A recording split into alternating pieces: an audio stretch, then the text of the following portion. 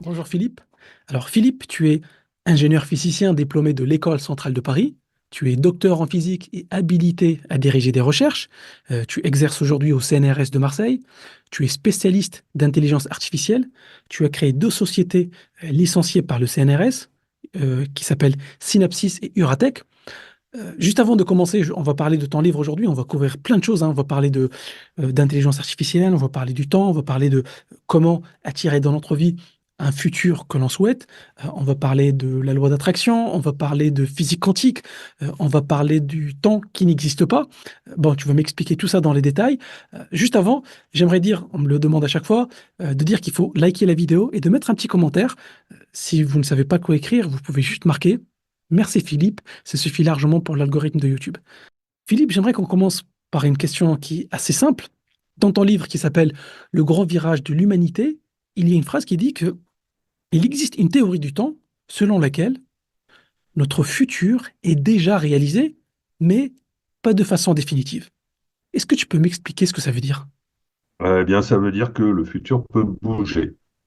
Alors, j'utilise deux métaphores pour bien l'expliquer, mais prenons simplement celle du GPS, par exemple. Euh, Notre futur est comme un vaste territoire de possibilités, euh, mais et à tout moment, le tracé que l'on va traverser dans le futur est écrit, est déjà écrit. C'est-à-dire que notre trajectoire, elle est déjà prévue d'avance, tout ce qu'on va faire.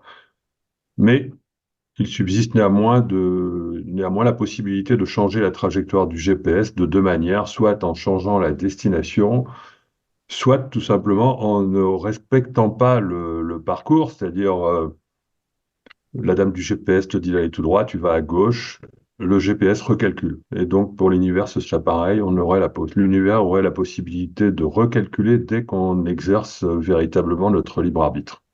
D'accord. Je pense que ce qui fait tiquer un petit peu, c'est que le futur existe déjà, ou en tout cas est déjà réalisé. Je pense que c'est ça Oui, qui, qui fait tiquer un petit peu. ok. Mais bon, ok, ça fait tiquer, mais en réalité, ça vient du fait que nous avons vraiment ancré dans notre cerveau, dans notre éducation, cette conception du temps linéaire qui est fausse, hein. Elle a été démontrée comme fausse par la science. C'est-à-dire que, obligatoirement, d'après la physique, le futur est déjà réalisé, au moins en partie, parce que le présent n'existe pas. On- les calculs, les travaux à partir des horloges atomiques ont montré que les équations qui, en quelque sorte, justifient d'une certaine manière le voyage dans le temps, elles étaient justes, hein. C'est-à-dire que si on parle souvent du paradoxe de Langevin, si quelqu'un part très loin avec sa fusée et revient sur Terre, lui, il peut n'avoir vieilli que un an, pendant que sur Terre, il s'est écoulé 100 ans. Donc ça, c'est quelque chose qui a été vérifié expérimentalement. C'est quelque chose qui sort des équations d'Einstein, de la relativité, et quelque chose qui a été vérifié grâce aux horloges atomiques. Et du coup, le présent n'existe pas. Quand on dit le temps n'existe pas, ça veut dire que le présent n'a pas de sens physique. C'est-à-dire que Hmm. le présent n'a un sens que pour notre conscience, et que donc tout se passe comme si nous serions en train de naviguer vers un futur qui existe déjà. Et là où les physiciens sont, alors là, tout le monde est d'accord, quasiment. Mais là où les physiciens sont pas tous d'accord entre eux, c'est la question de savoir dans quelle mesure le futur pourrait ou non changer, dans quelle mesure il pourrait ou non être complètement ou partiellement configuré. Voilà. D'accord. Et moi, la théorie que je propose, c'est une théorie qui consiste à dire que notre futur est parfaitement configuré à tout moment, hein, vraiment, mais que il peut changer, hein, comme la trajectoire d'un GPS, et par conséquent, tout se passe comme si finalement il n'était pas complètement configuré. Tout se passe comme si finalement il peut changer, donc il n'existe pas vraiment uniquement dans ce sens-là, sauf que il existe vraiment et que la conséquence que ça a, c'est qu'il peut influer sur le présent, et ça, c'est le point clé. Parce que le fait que le futur puisse influencer le présent a des conséquences très importantes, et notamment dans le domaine du développement personnel ou transpersonnel. Ma thèse est que ça explique les phénomènes de synchronicité. D'accord. Mais juste Ça avant de explique. parler de synchronicité, on aura le temps de revenir dessus. Tu disais que le présent n'existe pas. Il y a, Oui, ça veut dire quoi exactement? Parce qu'il y a certaines personnes qui vont dire il n'y a que le présent qui existe, le futur oui, n'existe pas, le passé n'existe pas. Il n'y a que le moment présent qu'on peut aussi nommer comme un temps infini. Et toi, tu dis que le oui, présent n'existe pas. oui. Le présent tel qu'on le conçoit, c'est-à-dire le passage du temps, le fait que le futur serait en train de se créer maintenant, tout ça c'est faux. Il existe un éternel présent qui englobe à la fois le passé et le futur. C'est-à-dire que le passé et le futur sont contenus dans le présent, mais dans ce cas-là, on n'appelle plus ça le présent, on appelle D'accord. ça l'éternel présent. Donc l'éternel présent, lui, il existe. D'accord? D'accord, c'est Voilà. ça que tu voulais dire. Et en fait, ce que ça veut dire exactement de façon un peu simple, je vais essayer juste pour moi, pour que je puisse comprendre, c'est qu'aujourd'hui, il y a cet éternel présent dans lequel on est conscient, on se dirige vers un futur qui existe déjà, mais on peut changer la trajectoire en prenant de nouvelles décisions, en changeant imaginons nos habitudes, etc. Mais si on change rien, si on continue à faire ce qu'on a toujours fait, se lever à la même heure, manger la même chose, aller au même travail, le futur, ce potentiel-là, il existe déjà. Oui, mais même si on essaye de résister en changeant pas mal de choses, nos habitudes, souvent on est victime d'illusions et on reste sur la trajectoire d'un futur déjà réalisé, même si on essaye de s'en sortir. D'accord. Il faut vraiment, on va dire, se connecter à son soi profond pour que notre futur change, ou que le futur change tout simplement parce que d'autres personnes changent le leur et que ça a une incidence sur le nôtre. Mais on est généralement passif, hein, devant les changements qui ont lieu dans le futur. Et si on n'est pas Ça n'est pas connecté, aussi simple, ça n'est pas aussi simple que ça. d'accord, toi tu dis que c'est pas si simple que ça si on se connecte pas à notre soi profond de changer le futur. Donc même si demain, imaginons, je me lève et que je me dis avec la force de ma volonté, je vais changer les choses, toi tu dis que il y aura beaucoup de résistance pour changer le futur potentiel ou le futur qui est déjà Oui, réalisé. je dis que tu vas pas le faire. Je vais pas le faire. Parce que tu vas pas prendre le risque de sortir d'un conditionnement qui te nourrit, hein. C'est-à-dire que, par exemple, quelqu'un a un bon travail, il va pas juste prendre le risque de démissionner et de se retrouver sans rien juste pour prouver qu'il est capable de changer son futur. D'autant plus qu'on risque de lui opposer le fait que, bah, finalement, dans son futur, il était écrit qu'il ferait cette bêtise. Ah oui, mais là, ça remet en question la question du libre arbitre. Est-ce qu'on est vraiment libre ou est-ce qu'il y a quelque chose, quelque part, qui dicte un peu nos choix? En fait, il y a les deux, hein. C'est-à-dire qu'on n'est pas réellement libre. Le libre arbitre, c'est quelque chose qui se conquiert, hein, qui se travaille. Ça implique quand même, ça implique la connexion, justement. Ça implique euh, le fait de se connecter à son soi profond. C'est-à-dire que, bon, je vais résumer rapidement les choses. Euh, on a un soi qui est une conscience plus grande que nous. C'est-à-dire qu'il faut se considérer les choses, notre vie dans le cadre où, en fait, plus général de toutes nos vies, hein. Ça implique la vie après la mort, etc. Tout ça, d'accord? Donc, bon, je ne sais pas si c'est raisonnable d'en parler maintenant. L'idée que la mort n'existe pas, c'est quelque chose qui d'une certaine manière, est issu de la physique, hein, puisque en physique, notre vie existe déjà, enfin, si on considère la théorie de l'univers bloc, hein, notre vie existe déjà avant même qu'on soit né, elle existe encore après qu'on est mort, hein. Ça ne veut pas dire qu'on est encore vivant, ça veut juste dire que si on veut trouver un sens à cette réalité, il faut introduire la notion d'incarnation. Et il faut aussi expliquer pourquoi la conscience n'est pas le cerveau. Donc là, on est en train de faire des raccourcis, hein. Bon, mais si on admet que la conscience n'est pas le cerveau, que notre vie a un sens, il faut se positionner dans un cadre où nous avons de multiples vies et que nous avons des vies simultanées dans le futur, dans le passé, que nous pouvons nous réincarner dans l'une ou dans l'autre, etc. Ce genre de choses. Et donc, nous aurions une âme qui a plusieurs vies. Et donc, voilà, ce qui compte, c'est de savoir se connecter à qui on est vraiment, c'est-à-dire de savoir se connecter à cette âme-là. Et ce n'est que lorsqu'on on se positionne dans ce cadre supérieur, lorsqu'on est à la capacité de se connecter, on peut, par exemple, ressentir la joie de découvrir qui on est, de découvrir notre vocation, de la joie d'avoir une idée pour changer quelque chose dans notre vie parce qu'on a telle intuition, etc. C'est dans ces cas-là que là, un nouveau futur potentiel se présente à nous et que si on se l'approprie, si on se met à le vibrer, entre guillemets, à ce moment-là, ce futur se met à nous attirer plus que l'ancien et il se produit les hasards, les synchronicités, les rencontres qui font que on a changé son futur. Voilà. D'accord, Mais ce n'est d'accord. pas la volonté, ce n'est pas par la volonté du mental qu'on peut changer son futur parce que le mental est prisonnier du temps.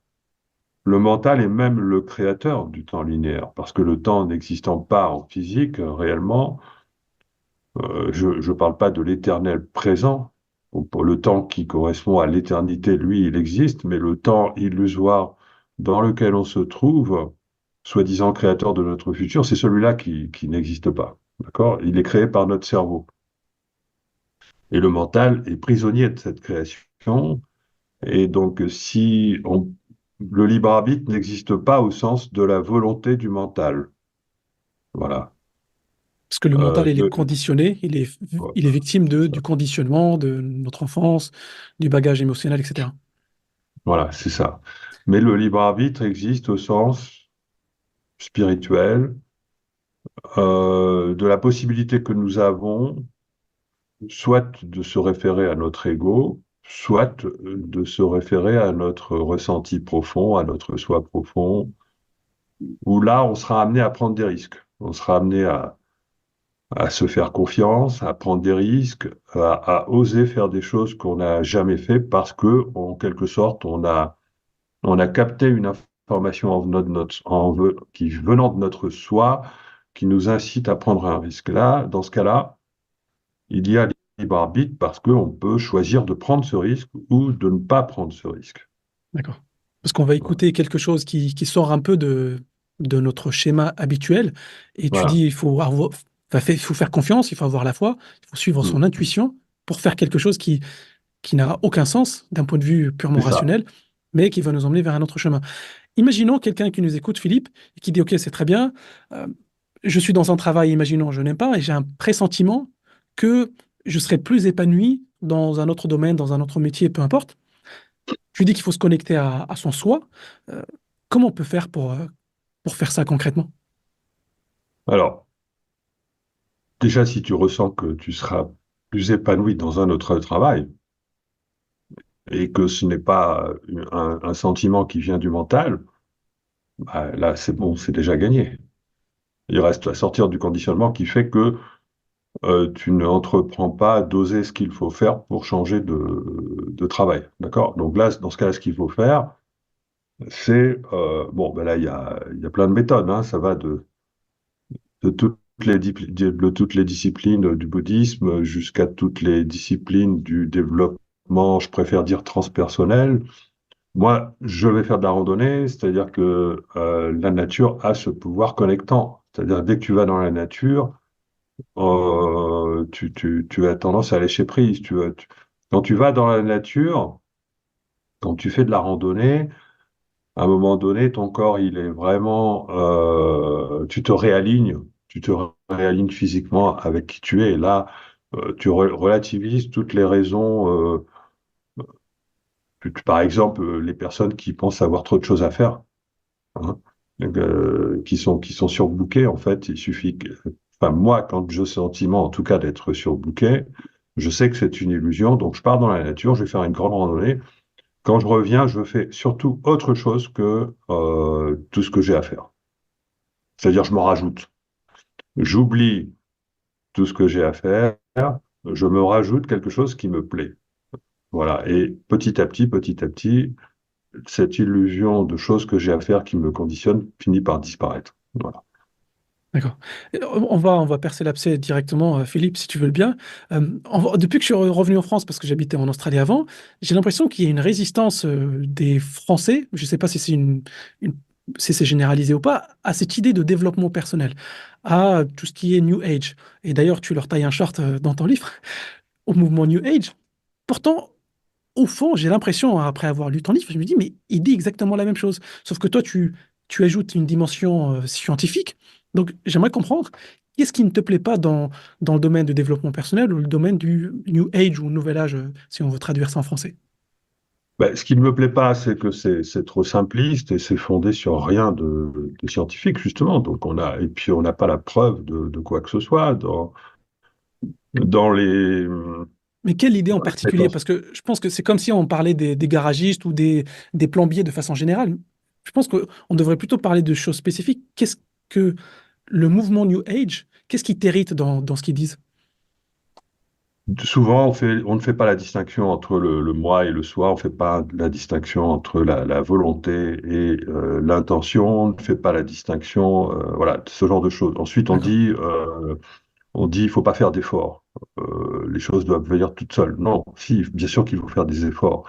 On dit, il faut, enfin bon, il y a tout un tas de choses pour lesquelles moi je suis pas absolument pas d'accord, parce que D'accord. donc sinon on tombe dans quelque chose dans un comportement très naïf lorsqu'on suit les préceptes du New Age. Le film Le Secret a fait beaucoup de dégâts, hein. Le film Le Secret qui explique qu'il suffit de visualiser qu'on va gagner beaucoup d'argent, par exemple, et paf, on va gagner beaucoup d'argent. Bon, ben, ça se saurait, comme on dit, si c'était vrai. Il y a plein de choses comme ça qui sont extrêmement naïves, qui ont défiguré les prétentions du New Age parce que ça va pas chercher assez profond. Là, la seule chose où je suis d'accord, c'est que effectivement, nous sommes créateurs de notre réalité. Nos pensées, nos émotions, nos pensées portées par la vibration de nos émotions sont créatrices de notre réalité. Bon, là, on est d'accord, mais c'est pas aussi simple que ça. C'est pas aussi simple que le mouvement New Age le présente. D'accord. C'est le fait Et de puis trop moi, d'abord, simplifier certaines choses. c'est simplifié au point que c'est une déformation qui va à l'inverse souvent de la réalité. D'accord. Parce que de mon point de vue, en tout cas les auteurs que j'ai lus, parce que pour moi le secret c'est un outil marketing, c'est pas vraiment un livre pédagogique, mais les auteurs que moi j'ai lus dans le mouvement New Age, ils disent exactement la même chose que toi. Ils disent que il faut visualiser, il faut se connecter à son soi, il faut méditer, il faut être connecté avec quelque chose de plus grand que soi, mais il faut aussi participer. Donc je pense que là-dessus on est d'accord. C'est juste qu'il y a certaines personnes peut-être qui ont, on va dire, entaché le mouvement New Age avec des idées, comme tu dis, trop simplistes ou des idées qui sont un peu farfelues. On voit très bien sur les réseaux toutes les dérives qui sont issues de ces préceptes du New Age. On le voit, on le perçoit, c'est casse-pied, c'est dérangeant. On n'arrivera jamais à, à faire en sorte que la science étudie ça, étudie cela, si on ne met pas le holà à toutes ces dérives, hein. D'accord. Donc, l'idée qu'il faut pas faire d'efforts, l'idée qu'il faut pas douter, etc., moi, je ne suis pas du tout d'accord avec ça. Concernant le doute, par exemple,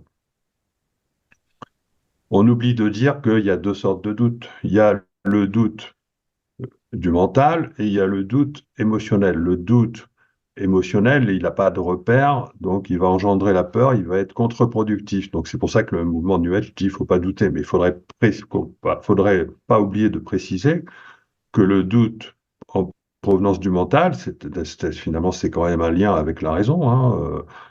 Celui-là, il est fondamental. Je dirais même que plus on doute mentalement, et plus on va provoquer des synchronicités. Parce que le mental résiste, mais le fait que le mental résiste, c'est très bien. C'est ça qui fait que des synchronicités ont lieu. C'est parce que le mental résiste. À condition que l'esprit soit ouvert. C'est-à-dire que si la personne est connectée et qu'elle a un mental qui résiste, elle va provoquer des synchronicités plus souvent qu'une personne connectée, mais qui est intuitive. Une personne connectée qui est intuitive, dont le mental est pas fort, ne va pas provoquer de synchronicité puisqu'elle va recevoir l'information par l'intermédiaire de l'intuition. Alors qu'une personne qui est connectée, qui peut avoir de l'intuition, dont le mental résiste, va plus facilement provoquer des synchronicités. Donc pourquoi? Parce qu'elle doute. Donc voilà, j'apporte ici une nuance qui vient dire l'inverse de ce qui est dit généralement. C'est pareil pour l'effort. On dit il faut pas faire d'effort. Surtout pas lorsqu'on veut faire quelque chose, lorsqu'on veut réaliser quelque chose, il suffit de le visualiser. Et puis, il n'y a pas besoin de faire d'efforts, ça va arriver tout seul. Enfin, bon, je simplifie moi-même, là, exagérément. Ben non, voilà, parce que sortir du conditionnement est la condition sine qua non. Or, sortir du conditionnement, ça demande beaucoup d'efforts. Sortir du conditionnement, ça demande de lâcher plein de choses, hein. Ça demande de lâcher l'idée qu'on a de soi-même, ça demande de lâcher prise, ça demande Enfin, bon, moi, je vais dans la nature, je fais de grosses randonnées. Lorsque je sens que j'ai trop de conditionnement, j'ai trop de choses à faire, j'ai trop de devoirs qui m'attendent, etc. Je lâche tout, je vais dans la nature, je reviens, tout va bien. J'arrête d'être, je ne suis plus indispensable, etc. Voilà. Et donc, j'ai fait un effort. Et là, je favorise les synchronicités quand je reviens. D'ailleurs, j'ai même pas besoin de synchronicité puisque le simple fait de m'être déconditionné ramène naturellement l'intuition. Voilà, donc l'effort, il est nécessaire pour sortir du conditionnement. Le doute, il est nécessaire pour rester dans le mental. Si on sort trop du mental, après on va voir des signes partout. Voilà, si on ne doute pas suffisamment, bon, enfin voilà tout ça On peut quoi. se tromper des synchronicités. Et justement, comment toi tu définis une synchronicité et comment on peut faire la différence entre une synchronicité et une fausse synchronicité? Je sais pas comment on dit l'inverse. Quelque chose en fait qui n'est pas une synchronicité. Et ainsi, oui. Bah, une synchronicité. Donc, bon, elle est définie par Jung comme étant l'occurrence de deux événements qui sont très improbables, qui, au lieu d'être reliés par la causalité, sont reliés par le sens, c'est-à-dire que ça parle à la personne qui la vit. Bon, moi, je la définis d'une manière peut-être bon, plus claire en disant que c'est effectivement un événement qui se passe, mais qui est très improbable, qui n'a pas d'explication par la causalité et qui possède un sens pour celui qui vit cet événement. Parce que cet événement, c'est pas forcément l'occurrence de deux choses indépendantes, ça c'est un peu abstrait. Mais dès qu'il arrive quelque chose de très improbable et que ça possède un sens pour celui qui vit et que ce sens, il est ressenti émotionnellement et pas mentalement, là on a affaire à une synchronicité. Donc les deux conditions, c'est la forte improbabilité et le sens transporté par l'émotion.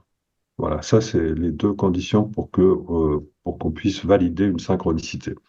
Donc ça veut dire que lorsqu'il arrive quelque chose et que le sens il est validé par le mental, c'est pas une synchronicité, c'est une projection.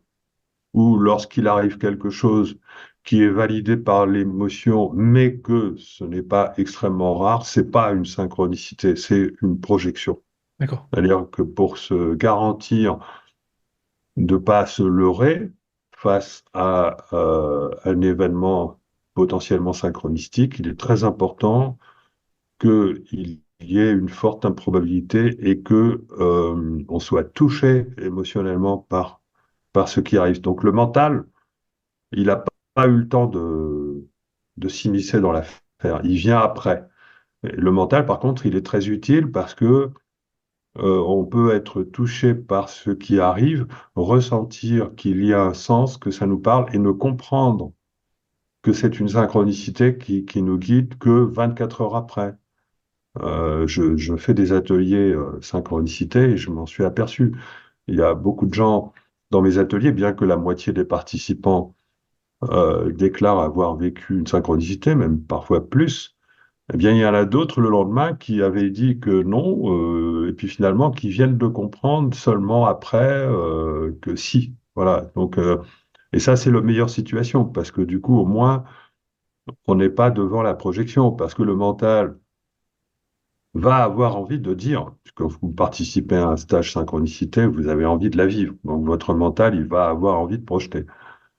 Donc, si la compréhension du fait qu'on a vécu d'une synchronicité vient tardivement, c'est mieux. Voilà.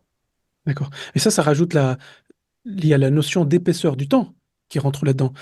Enfin, je te laisse l'expliquer de mon point de vue comment je le vois. C'est quand on est conscient, c'est quand on ouvre notre champ de perception, on est conscient de certaines choses. Mais si on n'a pas cette notion d'épaisseur du temps, c'est-à-dire que si on n'est pas présent, si on n'est pas éveillé, peut-être qu'on passe à côté de ces synchronicités-là. Oui. Alors, la notion d'épaisseur du temps, ça vient du fait que, comme le temps n'est pas ce qu'on pense et que le futur est déjà réalisé, la conscience qu'on a du présent n'est pas quelque chose qui est ponctuel, mais c'est quelque chose qui s'étale sur une certaine durée, qui est de l'ordre de la seconde. Hein. C'est d'ailleurs pour ça qu'il y a une avance. On s'aperçoit que bon, non, je ne vais pas rentrer dans ces choses. La notion d'épaisseur de temps, ça veut dire que la conscience qu'on a du présent, si on veut la définir, il faut qu'elle s'étale sur une certaine durée. Et plus cette durée, elle est faible, et plus on est inconscient, et plus cette durée, elle est importante, et plus on est conscient.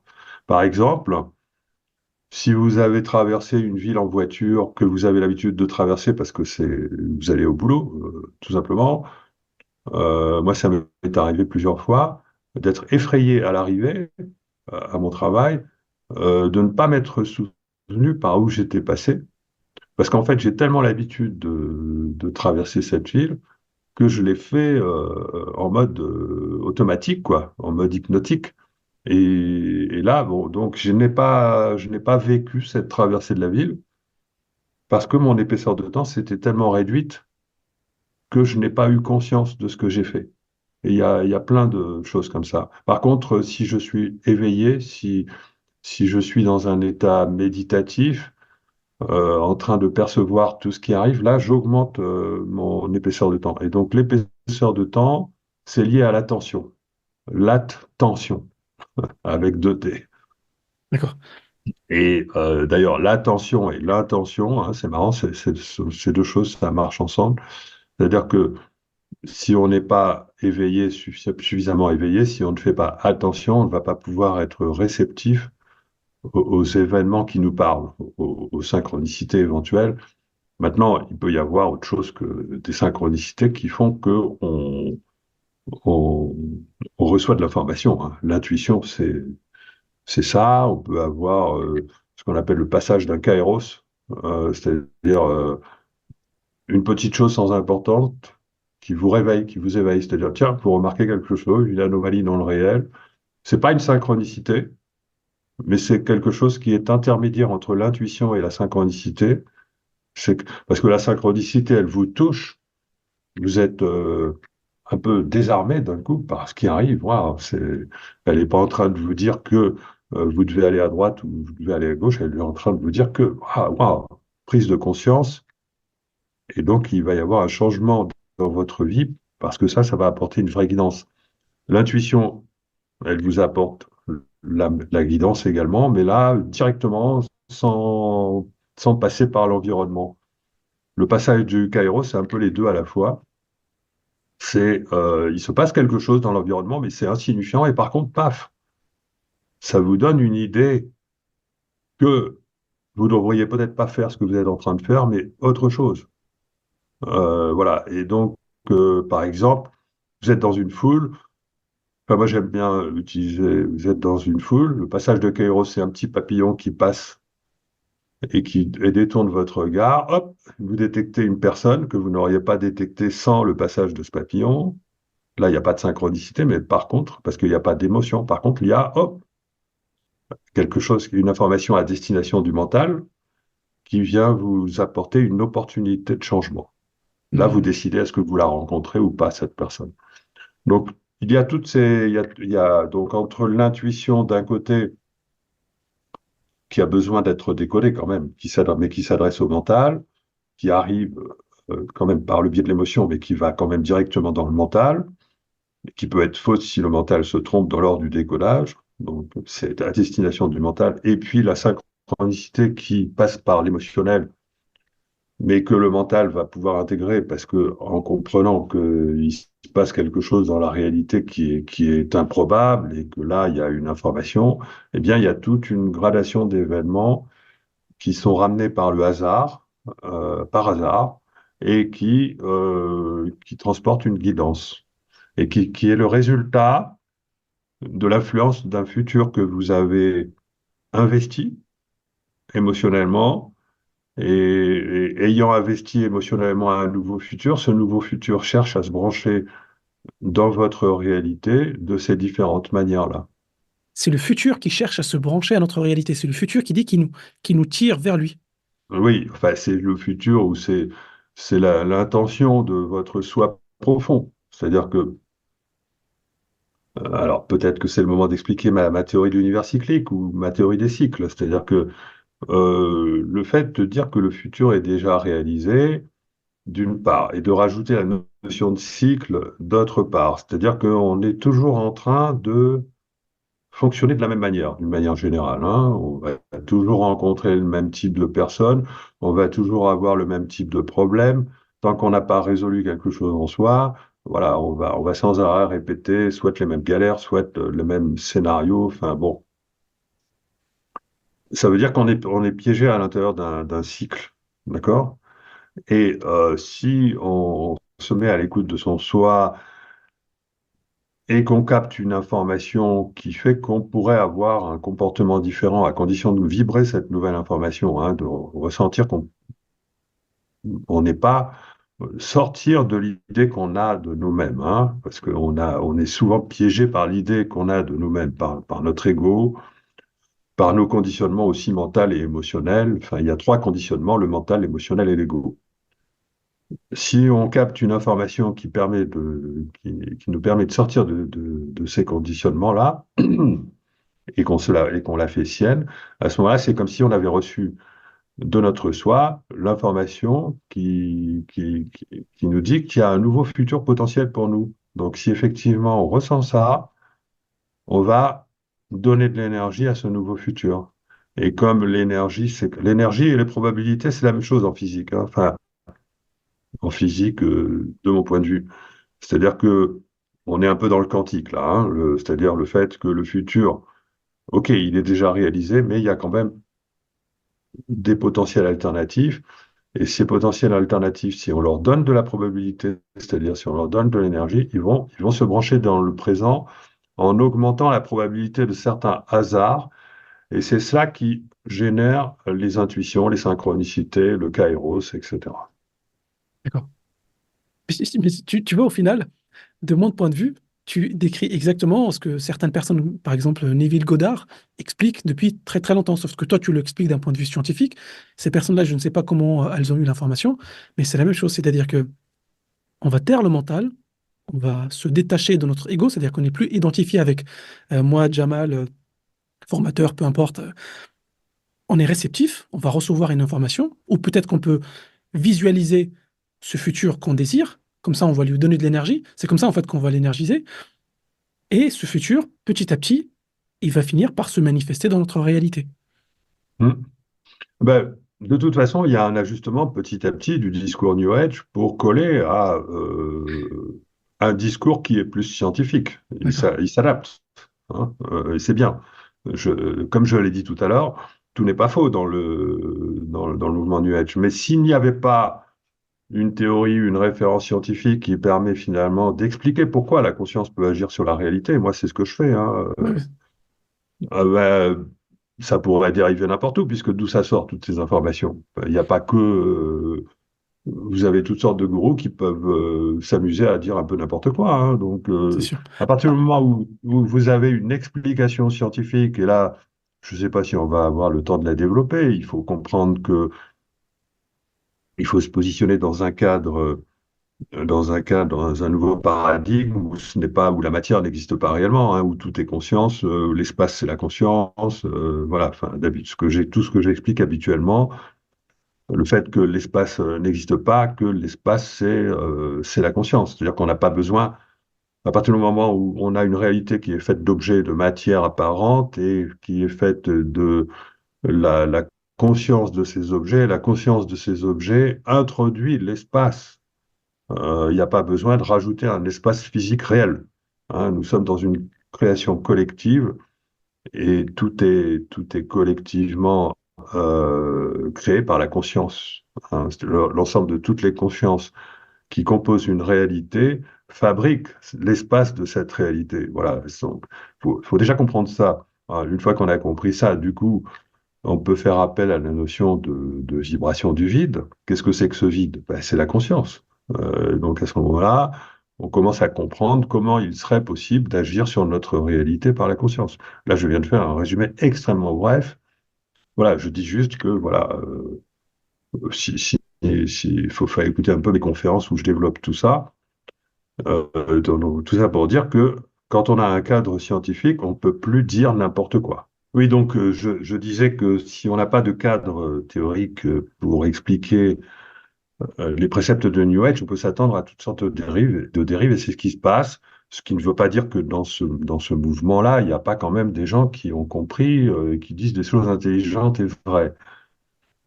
Alors, le cadre scientifique qui permet de comprendre ces choses intelligentes et vraies, ça part de l'idée que notre réalité, le réel n'existe pas tel qu'on le perçoit. Hein. C'est-à-dire l'espace, le temps et la matière n'existent pas.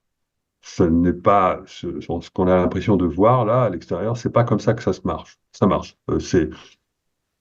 Je vais pas dire que c'est comme dans Matrix, je vais pas dire que c'est comme dans une simulation ou que c'est comme dans la réalité augmentée, mais en tout cas, tous ces outils-là ou films nous permettent de concevoir l'idée que le réel n'a pas besoin d'être réel pour paraître réel. Bon, partant de ce constat-là et partant des progrès de la physique, qui s'aperçoivent de plus en plus, les progrès de la physique avancée, que non seulement le temps n'existe pas, mais qu'il est émergent, hein, mais l'espace aussi n'existe pas. L'espace aussi est émergent. Et d'ailleurs, c'est pas étonnant. Si le temps n'existe pas, l'espace peut difficilement exister puisque l'espace et le temps sont liés, sont intriqués, sont connectés. Donc, en fait, l'espace-temps n'existe pas réellement tel qu'on le perçoit. Hein. L'espace, il est trouvé, il est pixelisé, il est non local, il est en vibration.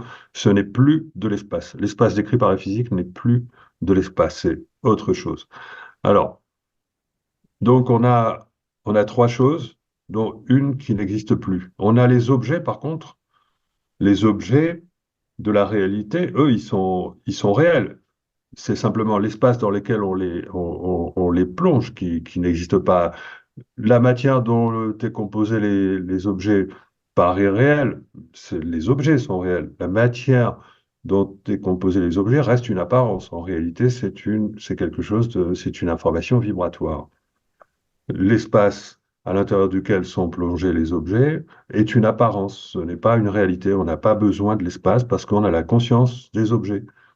On a les objets, on a la conscience des objets, c'est bon, ça suffit. Il n'y a pas besoin de rajouter un espace, ni de la matière, ni du temps. C'est-à-dire qu'on arrive à rejoindre les progrès avancés de la physique qui nous disent finalement que l'espace et le temps sont émergents et que la matière peut se réduire à des vibrations, en disant simplement il y a les objets et il y a la conscience des objets, et on élimine l'espace.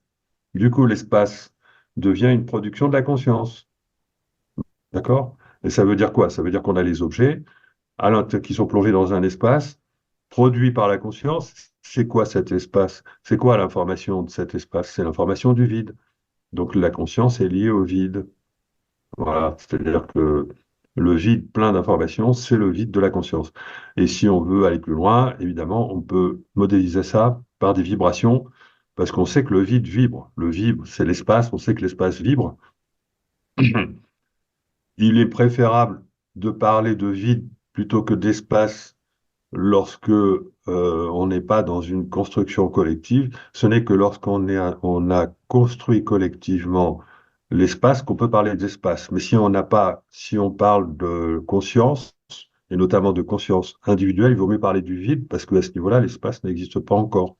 D'accord. Mais quand tu Donc, parles de vide et d'objet, le vide, c'est pas juste là le vide qui me sépare de la table. Tu parles d'un autre vide ou tu parles juste de cet espace-là que moi je considère comme du vide et de la table comme un objet? oui, mais moi, je parle du vide comme un champ d'information. Je parle des objets comme un champ d'information. À partir de là, il y a une construction d'un espace qui est une construction collective. D'accord? Et donc, du coup, on a envie de dire que le vide, c'est l'espace, alors que c'est autre chose, puisqu'il vibre. Parce que tout est en vibration. Oui, tout est en vibration. On peut dire que D'accord. tout est vibration, même. D'accord? Bon, enfin, là, on ne va pas simplifier. Si on simplifie démesurément, après, bon, on n'avance pas.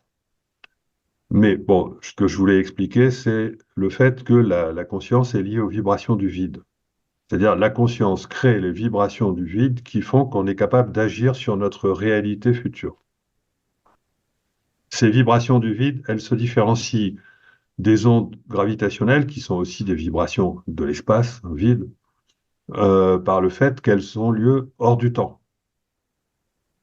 Il y a pas, le temps n'est pas créé à cette échelle-là, parce que les vibrations du vide dont on parle, ce sont les vibrations infiniment petites. Elles sont d'ailleurs pas mesurables, hein. Ce sont les vibrations qui sont liées à ce qu'on appelle la gravité quantique. Gravité quantique, pourquoi gravité? Ça veut dire euh, courbure de l'espace, hein, vibration de l'espace, courbure de l'espace. Donc, on est sur des vibrations d'un espace qui est constitué en ce qui concerne les ondes gravitationnelles, mais en ce qui concerne la gravité quantique, on est sur un espace qui n'est pas constitué. Et il vaut mieux parler de vibration du vide hors du temps parce que le temps n'est pas constitué non plus. D'accord. Donc la conscience est liée aux vibrations du vide hors du temps. Comment concevoir ça? Comme un océan d'énergie, comme un océan avec des vagues. Donc, et dans ce cas-là, j'aime bien utiliser une autre métaphore qui consiste à employer la notion de tunnel invisible qui oriente nos pas tout le reste de notre vie, parce que les physiciens emploient la métaphore du cylindre pour parler du temps et de l'espace, en réduisant l'espace à deux dimensions et en utilisant la troisième dimension pour représenter le temps. Donc ça symbolise, ça métaphorise notre réalité comme un cylindre. Et si on considère le cylindre invisible qui du coup oriente nos pas tout le reste de notre vie, tout se passe comme si ce cylindre était plongé à l'intérieur de l'océan du vide. Mais pour mieux comprendre, là, on va retirer aussi une dimension. Donc tout se passe comme si ce cylindre était posé à la surface de l'océan du vide. Et tu imagines bien, surtout que tu imagines bien qu'un cylindre posé à la surface de l'océan du vide, s'il est flexible, ben, il va bouger. Et donc le futur va bouger. Ça permet de mieux comprendre la possibilité que les vibrations du vide influent sur notre futur. On pourrait aussi dire, en employant la métaphore du GPS, que l'espace du GPS, l'espace du territoire du tracé GPS, vibre lui aussi et ça fait bouger D'accord. le trajet GPS un peu à la manière des figures de Chladni. Dans les figures de Chladni, tu poses du sable ou de la limaille de fer sur une plaque. Et puis tu fais vibrer la plaque et ça engendre des figures. Et tu changes les vibrations de la plaque et ça change, ça change les figures, etc. Donc ça montre que les vibrations, alors il s'agit de vibrations hors du temps, ça c'est vachement important. Et ces vibrations hors du temps, d'ailleurs, elles sont connues. Enfin, elles sont connues. Les Russes appellent ça des ondes de torsion.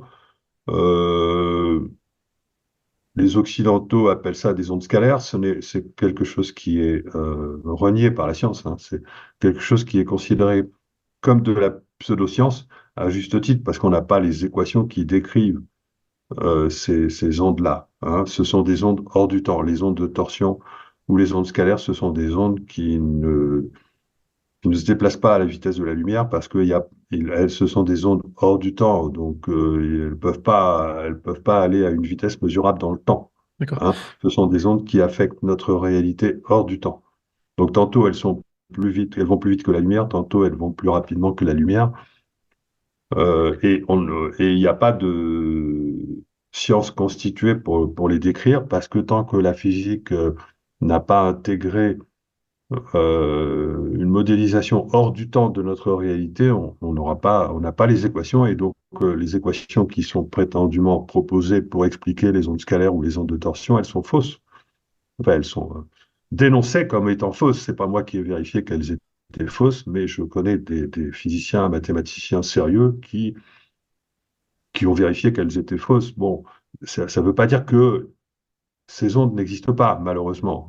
Voilà, c'est juste que on est dans la frange d'incertitude où il y a des raisons tout à fait rationnelles qui prônent l'existence de ces ondes-là, mais la science n'a pas trouvé les équations correspondantes. Et donc, tout ça, ça correspond à quoi? Qu'on parle d'ondes scalaires, d'ondes de vibrations hors du temps ou d'ondes de torsion, ce sont les ondes de la pensée. Voilà.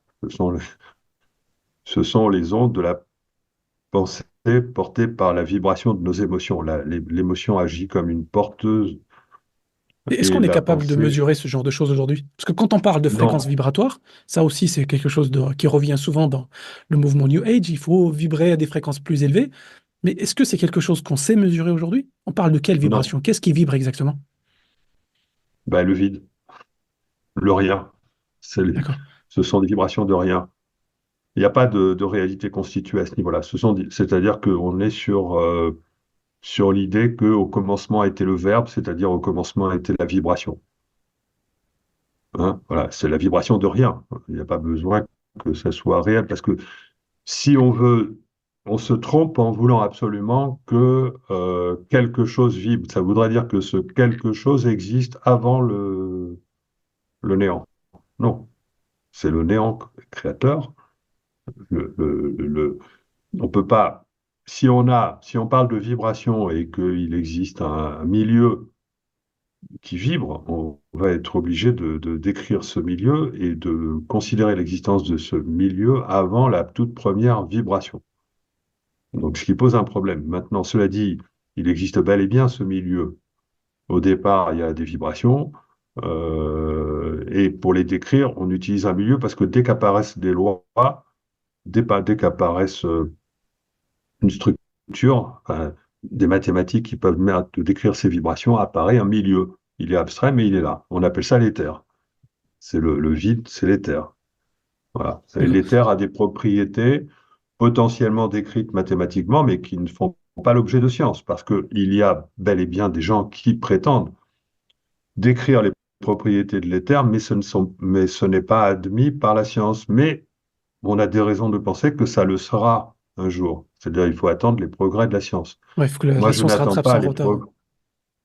Voilà, comme je sais que nos pensées agissent sur la réalité, que le phénomène de synchronicité est réel, je sais qu'il faut introduire un modèle explicatif. Et ce modèle explicatif, j'ai compris qu'il fallait que ça passe par des vibrations hors du temps et qu'il faudra un jour que des scientifiques arrivent à trouver la description mathématique correspondante. C'est d'ailleurs l'objet de mon dernier livre, La physique du futur lumineux, que je mets en scène une histoire où un jeune physicien qui a 50 ans de moins que moi finit par trouver ces équations et il finit, et j'explique comment est-ce qu'il fait pour trouver ces équations. Des équations qui décrivent les vibrations du vide hors du temps et qui permettent d'expliquer que notre réalité, finalement, elle est régie par la conscience des êtres vivants. D'accord. Voilà. Mais ça serait bien hein, si la science arrive à rattraper ça, parce que il y a des yogis ou même d'autres civilisations, d'autres cultures qui disent ça depuis des milliers d'années. Ce serait bien si aujourd'hui on arrive à que la science rattrape ce retard-là. Disons qu'on arrive à, si on accepte de pas être trop, de sortir de la rigidité du système de la science, hein, si on sort du formatage et de la rigueur absolue, parce que la rigueur, elle est basée sur des modèles, et ces modèles, ils sont juste approximatifs. Bon, si on sort du formatage lié aux dogmes qui sont nécessaires, qu'il est nécessaire d'imposer pour que les équations fonctionnent. Si on sort de ce formatage, donc on s'ouvre l'esprit, et là, on a tout ce qu'il faut pour commencer à comprendre comment fonctionne la réalité. En s'ouvrant, enfin moi, en tant que physicien, c'est un peu le rôle que je me suis donné, c'est d'expliquer ça au public, parce que je sais que je peux pas le faire admettre par la science officielle. Je peux faire admettre par la science officielle certains éléments, comme la flexibilité de l'espace-temps que j'ai publié dans des grandes revues à comité de lecture, mais je peux pas faire admettre par la science officielle que nos pensées influent sur la réalité, parce que là, il y a un gap à franchir qui est trop important pour nos élites scientifiques. Voilà. Et donc, comme la science, elle est menée par des élites scientifiques qui finissent par dire, bon ben voilà, ça c'est rationnel, ça c'est cohérent, ça c'est rigoureux, ça passe par des publications c'est très long à faire, une publication, tout ça, ça plombe un peu l'avancée de la science. Voilà. D'accord. Et dès qu'on parle de conscience, c'est un peu banni par la science, donc on n'avance pas. Voilà. Bon, ben moi j'essaye de faire barrage à toute cette, enfin, ou plutôt non, pas de casser ces barrages pour qu'on comprenne que la raison nous invite à nous ouvrir l'esprit à cette réalité que la conscience, c'est le vide et qu'elle agit sur la réalité. Oui, Voilà. surtout qu'aujourd'hui, il y a certains phénomènes qu'on n'arrive peut-être pas encore à expliquer ou que la science n'admet pas encore comme réels, même s'il y a des neuroscientifiques, même s'il y a des anesthésistes, les phénomènes comme les expériences de mort imminente, les Oui. expériences de personnes qui se rappellent d'un futur, enfin d'un souvenir qui vient du futur, comme les Oui. enfants qui se rappellent de leur vie antérieure. Et là, c'est pas juste Marcel, mon voisin de palier, qui me raconte ça. En fait, ce sont des scientifiques qui ont étudié ça. Il y a des milliers de cas. J'ai rien contre les personnes qui s'appellent Marcel, hein, au passage.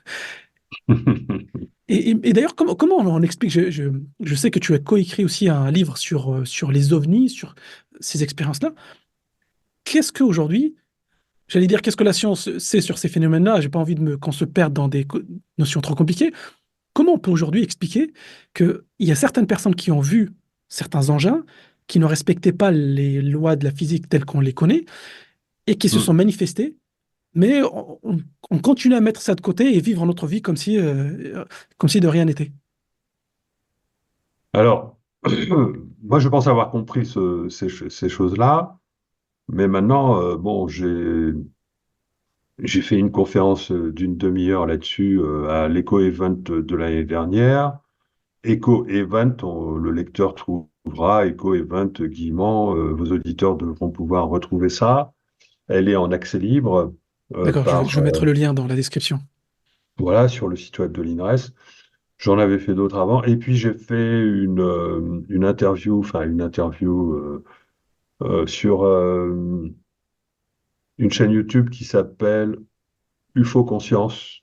Là, c'est la chaîne de Olivier de Sedona, où là, ça a duré 2 heures, 2 heures et demie, je crois, où j'explique beaucoup plus en détail le principe de fonctionnement des ovnis. Voilà, comment ça fonctionne.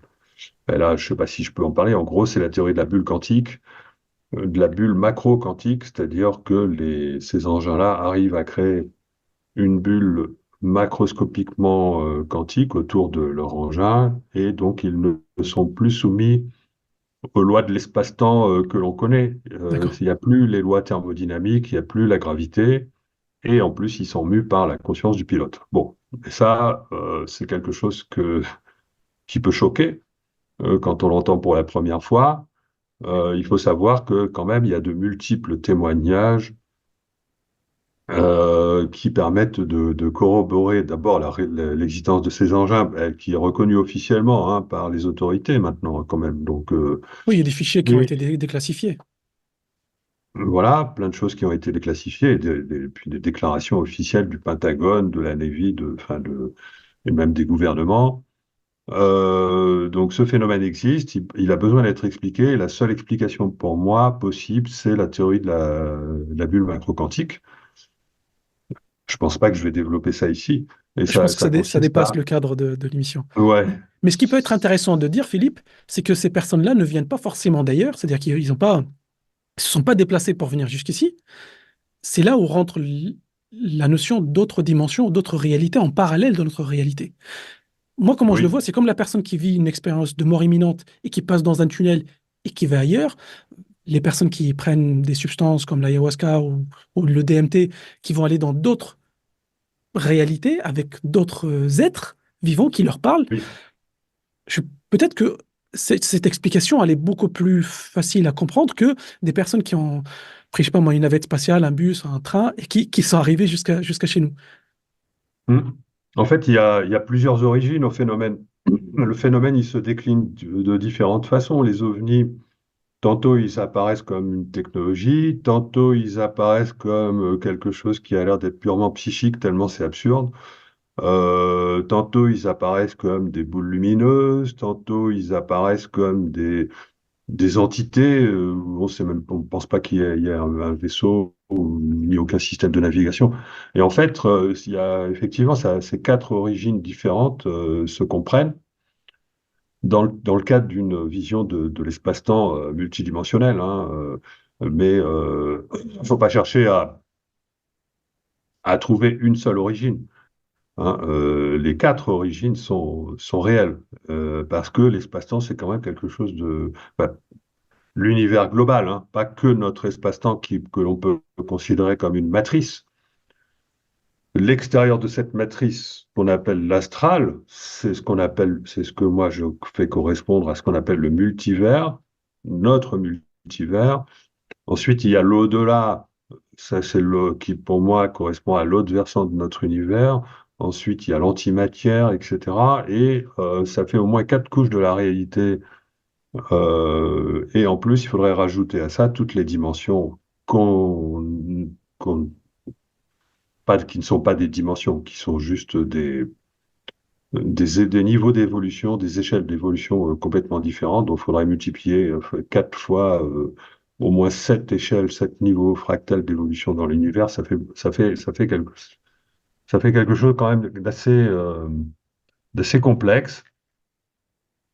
Et voilà, donc les boules lumineuses viennent de l'antimatière, les phénomènes ovnis complètement absurdes viennent de la dimension du soi, les ovnis ayant une technologie apparente avec lesquelles on a, que les chasseurs poursuivent par exemple, ça c'est quelque chose qui correspond effectivement à un vrai phénomène exogène, et il y a toutes les apparitions fantomatique, si on peut dire, qui correspond à des entités qui arrivent à se densifier. Alors justement, c'est la notion de densification qui est vachement importante, c'est-à-dire que pourquoi est-ce qu'on ne voit pas quotidiennement tous ces phénomènes? Parce qu'on n'est pas dans la même densité. C'est pas le mot dimension qu'il faut employer, parce que le mot dimension, il a un sens mathématique et on risque de faire des confusions. Lorsqu'on parle de phénomène interdimensionnel, oui, bon, c'est pas tout à fait le mot qu'il faudrait employer pour un scientifique. Hein. C'est plutôt le mot. On est sur des phénomènes qui proviennent de densités différentes, de D'accord. densité de temps. C'est lié à la notion d'épaisseur de temps qu'on parlait tout à l'heure. C'est-à-dire, on vit pas dans la même densité de temps que ce phénomène. D'ailleurs, le phénomène OVNI, il utilise une technologie qui permet de se dédensifier ou de se densifier à volonté. La notion de dédensification, ça veut dire qu'on passe d'une réalité physique à une réalité macro-quantique. Voilà, plus la densité de temps est faible, plus non, non, non, oui, enfin bon, Mais est-ce et qu'aujourd'hui on est plus capable, l'épaisseur de temps, est-ce qu'on est sur plus la bonne voie l'épaisseur de temps. pour reconstruire d'objet, ce genre d'engin? Est-ce qu'aujourd'hui la Est-ce qu'on est sur technologie, la bonne voie? oui, Aujourd'hui, aujourd'hui, il n'y a pas de recherche officielle qui permet de comprendre ou d'essayer de fabriquer ces choses-là. Hein. d'accord. Dans le non officiel, dans les déclarations d'un certain David Grush aux États-Unis, des groupes secrets posséderaient déjà ce genre de technologie, mais ça, on sait Ouais, pas ce que ça vaut comme information. ça marche. Seul l'avenir nous le dira. J'aimerais qu'on revienne à quelque chose d'un peu plus pas vraiment concret pour les personnes qui nous écoutent. Parce que dans ton livre, tu parles souvent d'intelligence émotionnelle. Et ça, Hmm. c'est quelque chose, c'est vrai qu'on a un peu abandonné en Occident. Est-ce que tu peux me dire ce que comment toi tu vois, comment tu définis l'intelligence émotionnelle? Alors, ben, nous avons deux cerveaux, le cerveau gauche, le cerveau droit. La science ne reconnaît pas les fonctionnalités du cerveau droit. Elle ne reconnaît que les fonctionnalités du cerveau gauche. La science n'a pas compris les fonctionnalités du cerveau droit. Le cerveau gauche, c'est tout ce qui est lié à la... Enfin, alors, ça ne veut pas dire qu'il est à gauche, à droite, hein, tout ça, c'est plus compliqué. Mais il y a effectivement ces deux fonctionnalités. D'une part, cerveau analytique, d'autre part, cerveau plutôt synthétique. Ces deux fonctionnalités dédiées à l'analyse ou à la synthèse existent. D'accord? Celle qui est comprise, c'est le cerveau analytique. Le cerveau analytique, il provient du fait que que le cerveau, nous avons des réseaux de neurones, aussi bien à D'accord. droite qu'à gauche d'ailleurs, hein. Mais le cerveau analytique, à travers la compréhension des réseaux de neurones, il est compris. C'est-à-dire, on comprend comment un cerveau peut faire pour analyser, décoder, interpréter, comprendre et réagir correctement dans une réalité. Par contre, ce qui n'est pas compris, c'est comment le cerveau produit la conscience, comment le cerveau produit les perceptions. Ça reste un phénomène complètement mystérieux, c'est-à-dire on ne sait expliquer aucune perception. On ne sait pas expliquer les perceptions visuelles, on ne sait pas expliquer les perceptions auditives, on ne sait pas expliquer tout ce qu'on appelle les qualia. C'est le problème difficile de la conscience de David Chalmers. Les théories de la conscience les plus connues, comme la théorie de l'espace de travail global ou la théorie de l'information intégrée, font certaines avancées, mais ne permettent pas de comprendre la conscience, le phénomène de perception, hein. Et pas plus qu'on arrive à comprendre ce que fait le cerveau droit et comment est-ce que fonctionne et comment est-ce qu'on peut arriver à ce qu'un ressenti vous apporte une information qui est valable, hein. On ne sait pas expliquer comment, on ne sait même pas expliquer comment les intuitions qui viennent de notre expérience fonctionnent. On se doute que quand on a acquis une expérience, une longue expérience, on peut avoir une intuition qui va être juste parce que ça vient de notre expérience, sauf qu'on ne sait pas vraiment expliquer comment ça fonctionne parce que c'est un fonctionnement vibratoire. Hmm. Voilà. Et la D'accord. science ne sait pas investiguer le fonctionnement vibratoire du cerveau droit. Et on sait encore moins expliquer les intuitions qui ne viennent pas de l'expérience, qui sont transcendantes et qui viennent qui viennent de la connexion et du fait que on peut avoir des intuitions même sans expérience, hein, on peut même avoir des talents sans expérience, etc. Tout ça, on ne sait pas expliquer, et ce sont des phénomènes vibratoires. Et donc, quand je fais appel à l'intelligence émotionnelle, je fais appel aux deux aspects mental.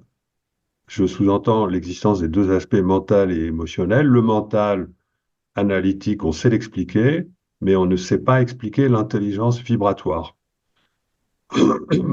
Alors pourquoi est-ce qu'il existe ces deux formes d'intelligence, intelligence analytique et intelligence vibratoire ou émotionnelle de l'autre? Parce que la conscience, elle a deux aspects, elle a un aspect mental et un aspect émotionnel, un aspect émotionnel lié au temps ou au hors-temps, donc vibratoire, et un aspect mental lié à l'espace, temps-espace. Et comment dire, qu'est-ce que je disais? J'ai un peu perdu mon fil. Tu disais qu'il y avait Donc, toi tu faisais les deux, tu séparais pas, il y avait l'intelligence, donc il y a le mental et l'émotionnel qui est vibratoire. voilà, ça y est, j'ai retrouvé mon fil. L'intelligence du mental va être capable d'analyser et de déterminer ce qui est vrai, ce qui est juste, le bon comportement, lorsque la somme d'informations est suffisamment faible, à l'aide d'un modèle qui va lui permettre de prendre une décision et qui fait appel à la logique, à l'analyse, à la raison. Alors que mais lorsque l'information est trop complexe, l'intelligence du mental est ou insuffisante, l'intelligence du mental, elle est hors. elle est capote, quoi. Elle peut pas, ou alors elle va être obligée d'être hyper réductionniste pour prendre une décision. Mais c'est là qu'on a besoin d'une intelligence vibratoire. L'intelligence vibratoire, elle, au lieu de faire l'analyse, elle fait la synthèse. C'est-à-dire qu'elle prend toutes les informations, y compris les fausses. Ça la dérange pas. L'émotionnel, lui, est capable, par son ressenti, de gérer une quantité d'informations considérable, qu'elles soient vraies ou fausses, et pour aboutir à une décision qui va être plus juste dans ce cas-là que la décision à laquelle va aboutir l'intelligence analytique. Par exemple, dans la crise Covid, on avait affaire à un phénomène d'une complexité considérable. On ne savait pas ce que c'était que ce virus. On ne savait même pas s'il existait vraiment. Et puis, on voyait tout un tas de discours complètement différents les uns des autres. Il y avait aussi du complotisme. Enfin, il y avait plein de choses. Et le kidam, la personne normale, elle ne savait pas comment gérer tout Naviguer toutes ça, ces comment informations. intégrer tout ça, un peu obligé de faire confiance aux autorités, mais les autorités se comportaient d'une manière largement douteuse. Donc voilà, et il fallait avoir du bon sens, c'est-à-dire de l'intelligence émotionnelle, pour comprendre ce qui était en train de se passer. D'accord. Et moi, je ressens bien que face à deux types d'événements, tantôt j'utilise mon mental, tantôt j'utilise mon émotionnel, mais je sais que l'émotionnel, l'intelligence émotionnelle, Mhm. est extrêmement puissante. Et ça, Ouais. c'est complètement ignoré. C'est complètement ignoré de la science et ça aboutit à la dérive transhumaniste qu'on connaît, qui est très dangereuse. Mais bon, ça va, aujourd'hui, je pense on a échappé belle, mais on ne va pas aller vers le transhumanisme parce qu'il y a de plus en plus de compréhension, hein, on s'éveille petit à petit à cette nature, à cette importance de l'intelligence émotionnelle. Donc, il y a plus de soucis, même s'il y a encore des guerres et tout ça. Bon, enfin, bon, tout ça, ça va bien finir par se résoudre. Et donc, l'intelligence émotionnelle sera bientôt reconnue ou vibratoire comme étant absolument complémentaire de l'intelligence analytique. L'intelligence analytique à la base de ce qu'on appelle l'intelligence artificielle. Mais l'intelligence artificielle est très limitée. Elle n'est pas intelligente à partir du moment où elle n'intègre pas le potentiel le plus intelligent du cerveau qui est vibratoire, hein. Donc, alors on va dire que l'intelligence du mental, l'intelligence artificielle, c'est basé sur la logique et l'analyse, et que l'intelligence émotionnelle ou vibratoire, c'est basé sur la subtilité et l'intuition. Mhm. Et l'intuition transcendante. La subtilité, c'est quand on rentre dans des considérations qui commencent à dépasser le cadre dont le mental a besoin.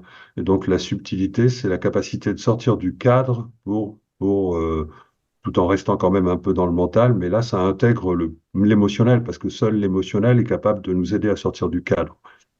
Et l'intuition, il y a deux formes d'intuition. C'est l'intuition qui provient de l'expérience, où là, la personne fait la synthèse de son expérience, mais c'est une synthèse vibratoire. Et il y a l'intuition transcendante, où là, ça fait appel à une connexion, à plus grand que nous-mêmes. Là, on est relié hors espace-temps.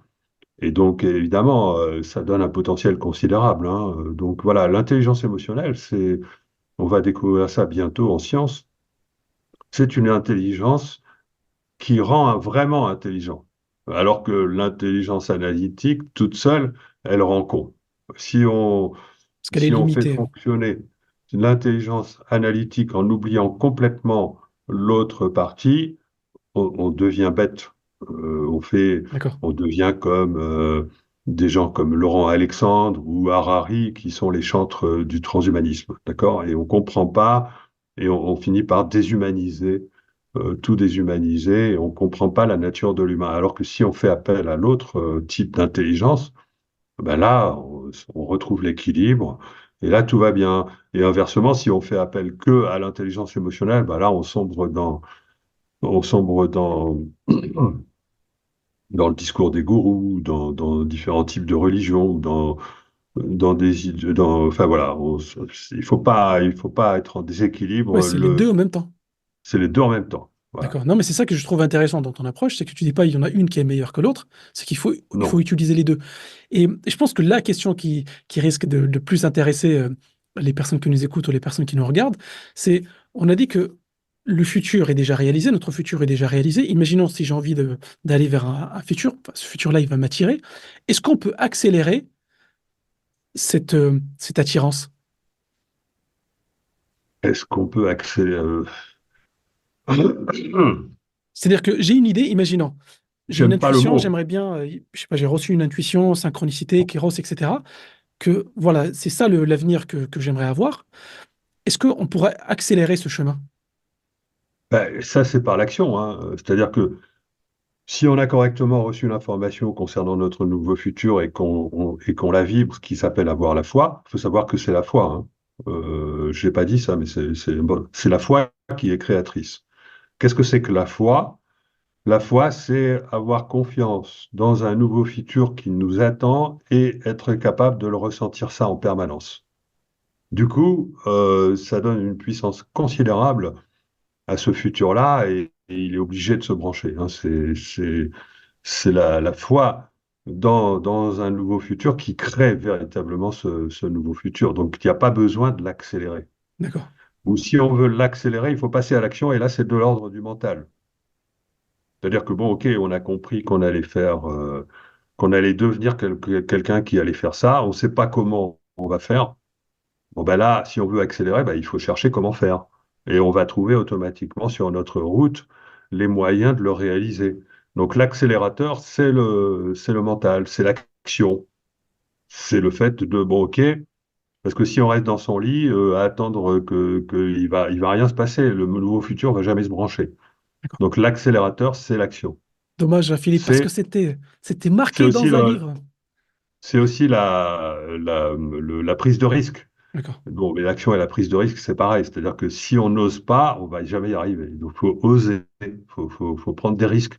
À partir du moment où on a la foi, on peut se permettre de prendre des risques, puisque la foi garantit que ça va fonctionner. C'est ce que c'est le truc fondamental. C'est l'information la plus importante pour à tout un chacun pour se réaliser de la meilleure façon. C'est comprendre que la foi est créatrice et que la foi permet de prendre des risques.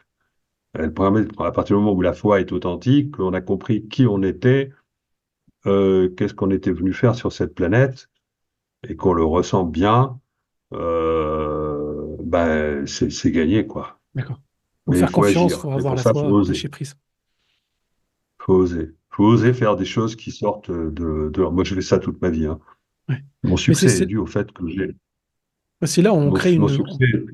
on crée de la magie dans notre vie, Oui, pardon, parce que ça, il y a un décalage. ça. C'est comme ça qu'on crée de la magie dans notre vie. C'est que quand on a la foi, on fait confiance et on exerce, enfin, on fait de lâcher prise. Voilà. La foi permet justement de rester dans un état où le lâcher-prise sera fonctionnel, puisque c'est la foi qui va nous guider et non pas le mental qui va nous dire, ah, mais ça, c'est pas raisonnable. Ah non, ça, c'est impossible, tu peux pas le faire, c'est écrit que ça ne fonctionne pas de cette manière-là. Enfin, moi, je me suis retrouvé confronté à ça. Au début, mon début de carrière, j'avais du mal à avoir confiance. Après, quand même, comme j'ai beaucoup osé, bah, finalement, petit à petit, j'ai cru en moi et j'ai continué d'avoir la foi et ça fait des miracles, hein. Ah oui. Non, mais c'est comme ça qu'on crée une vie magique. Et, et c'est super important. Et merci d'avoir insisté là-dessus, parce que je trouve qu'on n'insiste pas beaucoup sur ces notions-là. On insiste beaucoup Mm. parfois sur... moi, j'entends plutôt l'inverse, hein, qu'il faut forcer, qu'il faut être dans le sacrifice et qu'il faut, je sais pas, se mettre dans un troisième sous-sol, manger que des pâtes pour réaliser ses rêves, alors qu'il n'y a pas que cette notion-là. Euh, Philippe, encore une fois, je suis désolé parce que les conditions de l'enregistrement n'étaient pas idéales. Je te propose de refaire un autre épisode dans un futur proche, même si le temps n'existe pas. Mais est-ce que tu voudrais nous laisser avec un mot? Est-ce qu'il y a quelque chose d'intéressant que tu trouves intéressant qu'on n'a pas abordé? Ou est-ce qu'il y a juste quelque chose qui te tient à cœur que tu voudrais communiquer? Bah, mon dernier message, c'est qu'il convient d'être optimiste face à la situation géopolitique actuelle qui nous fait peur depuis des années, hein, depuis les années 2020, le virus, les mesures sanitaires, la vaccination obligatoire, aujourd'hui les guerres et tout ça, c'est quelque chose qui correspond à un effondrement, à un changement géopolitique profond. Bon, l'effondrement, c'est essentiellement l'effondrement financier qui essaye d'être, qui est géré de cette manière-là. Euh, par nos élites occidentales, ce qui est une erreur. De toute façon, il va bien falloir que les pouvoirs changent à la surface de la planète. Et c'est un bien parce que, de toute manière, l'Occident a été prisonnier d'un paradigme et ça va nous obliger à en sortir. On était prisonnier d'un paradigme matérialiste qui voulait d'ailleurs nous conduire vers la grande réinitialisation, vers le transhumanisme ensuite, qui voulait nous identifier numériquement comme si on était tous du bétail. Ben on n'y va plus et donc il convient d'être optimiste sur la suite des événements, même si on pourrait apparemment avoir des raisons d'avoir peur parce que toutes les institutions mondialistes, ben, on les arrête pas comme ça, hein. L'OMS, l'ONU et toutes les institutions, même celles qui n'en ont pas l'air, sont des institutions qui sont phagocytées par les pouvoirs qui sont à l'origine de cette volonté de mondialiste qui n'est pas bonne parce qu'elle est fondée sur une idéologie qui est fausse. Bon, ben, ces institutions, elles ont une inertie, donc elles continuent de vouloir fonctionner en nous imposant des choses qui sont complètement inhumaines. Il ne faut pas avoir peur de ça parce que ça ne va pas fonctionner. C'est juste dû à l'inertie. Vous ne pouvez pas arrêter. Il faut comprendre que les, les élites politiques vont être à l'avenir confrontées à la nécessité de devoir rendre des comptes à la société et parce qu'ils ont réalisé des choses qui sont très graves. Ils ont pris des décisions qui étaient très graves et ils savent qu'ils vont devoir rendre des comptes et ce qui les arrange, eux, aujourd'hui, c'est le chaos pour éviter que la situation s'apaise et qu'ils aient à rendre des comptes. C'est-à-dire qu'on a tous les pouvoirs financiers et décisionnels occidentaux qui ont pris de mauvaises décisions qui étaient très graves pour accomplir un plan qui est connu, qui n'est pas du complot, parce que tout ça, ça a été parfaitement annoncé, hein, la grande Ouais, c'était écrit, réinitialisation, documenté. Enfin, voilà, ils avancent à des documenté, visage découvert. documenté, et donc ils ont voulu faire ça avec des moyens qui n'étaient pas, qui étaient totalement enfin, je, je, je cherche à rester un peu neutre dans cette affaire. J'ai tort, mais enfin bon, à des moyens effroyables, et donc ils vont être confrontés à la nécessité de rendre des comptes et la nécessité d'être punis pour leurs actions. Et ça va prendre énormément de temps parce que effectivement, bah, ces pouvoirs ont les moyens de résister, hein. Ouais. Donc, Mais le, il faut voir là l'origine du chaos que l'on vit à l'heure actuelle. Mais donc, il faut être capable de prendre du recul par rapport à ça et pour comprendre on va franchir cet abîme et aller vers un nouveau futur qui va être, je pense, bien meilleur bien que sûr, l'ancien, quoi, parce qu'on est dans un véritable changement de paradigme là et que ce qui nous attend, et pour moi, c'est merveilleux ce qui nous attend, hein. Donc, voilà. bien sûr. Donc, je voulais rassurer vos auditeurs par rapport à ça. Ouais. Mais ton livre, je l'ai trouvé, c'est un livre qui est optimiste. Parfois, tu décris certaines réalités enfin, c'est des choses qui se sont passées, ce sont des faits qui sont pas une réalité pas très heureuse, mais l'avenir est radieux. En fait, les choses changent. Et ce n'est pas parce qu'on entend. C'est pour ça que moi, je regarde plus la télé, je n'écoute pas la radio, je regarde pas ce qui se passe euh, dans les médias.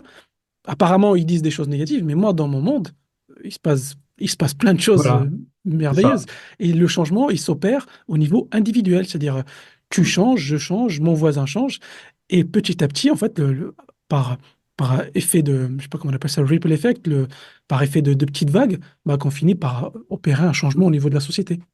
Exactement. En plus, ceci s'explique.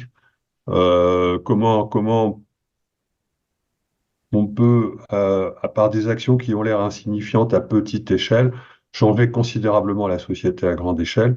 Ça s'explique. C'est normal. C'est, c'est du fait que la réalité ne se crée pas dans le temps, mais hors du temps, et que toutes les actions symboliques ont un impact beaucoup plus important que ce qu'on pourrait croire. Mais Hmm. là, ce serait long de l'expliquer Ouais, de l'expliquer. scientifiquement. Oui, il y a un proverbe anglais qui dit qu'il n'y a aucune goutte qui croit, je vais le charcuter, mais aucune goutte ne croit être l'inondation. Mais Voilà. pourtant, c'est les petites gouttes, c'est la somme de toutes les gouttes hein, qui finit par faire une inondation ou quelque Voilà. chose de merveilleux. Il faut le ressentir. Effectivement, il faut éteindre sa télévision, faut se déconnecter de ce monde où on essaye de nous vendre de la peur et se retrouver avec des personnes avec qui on s'entend bien et construire ce nouveau monde. Et moi, c'est ce que je fais déjà depuis, et je Exactement. suis très heureux. Ouais, ouais. Et ça fonctionne. Moi, je reste très optimiste. Moi, quand j'entends parfois certaines personnes dans mon entourage qui regardent la télé et qui me disent que tout va mal, moi, je dis peut-être dans ton univers, dans ton monde, mais enfin, ça dépend sur quoi on se concentre. Et d'ailleurs, c'est pour ça que tu le dis dans ton livre, c'est ce sur quoi on se concentre qu'on va attirer dans notre vie. Exactement. Philippe, merci beaucoup. On va refaire une autre session, mais avec de meilleures conditions d'enregistrement. Encore une fois, je suis désolé pour ces petits hicks techniques. Et ça sera avec plaisir. Donc, encore une fois, merci d'avoir pris le temps de répondre à mes questions de débutant. Et j'espère à bientôt. À bientôt. Merci à toi.